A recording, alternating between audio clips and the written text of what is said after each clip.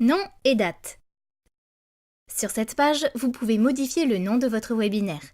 Le lien de votre webinaire est automatiquement généré en fonction du nom, mais vous pouvez le modifier.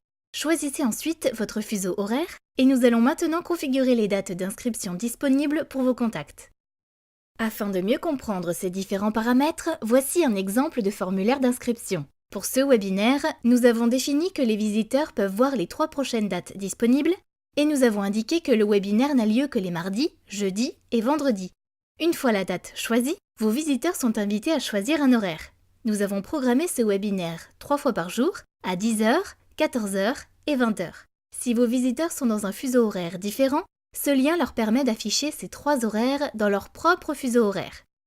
Une fois le formulaire validé, votre visiteur sera inscrit au webinaire de cette date et à cet horaire. Et il recevra donc les emails programmés avant et après le webinaire basés sur cette date d'inscription. La première étape consiste donc à sélectionner quel jour de la semaine vos auditeurs pourront assister à votre webinaire. Ensuite, indiquez le nombre de sessions par jour. Dans notre exemple, nous avons indiqué 3 pour les 3 horaires, 10h, 14h et 20h. Puis, indiquez le nombre de prochaines dates à afficher. Dans notre exemple, nous avions indiqué 3, ce qui a permis d'afficher les 3 prochaines dates disponibles, mardi, jeudi et vendredi. Ensuite, sélectionnez les différents horaires de votre webinaire. Nous avons indiqué ici 10h, 14h et 20h. Vous pouvez en ajouter d'autres en cliquant sur ce bouton et sélectionner un nouvel horaire, comme par exemple 17h30. Vous avez aussi la possibilité de définir des jours fériés.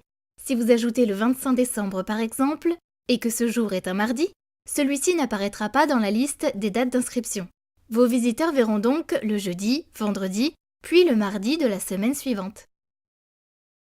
Le dernier paramètre permet de définir le nombre de jours entre aujourd'hui et le prochain webinaire.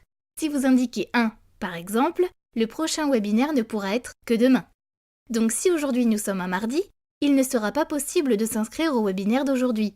Indiquez 0 si vous souhaitez faire démarrer votre premier webinaire aujourd'hui.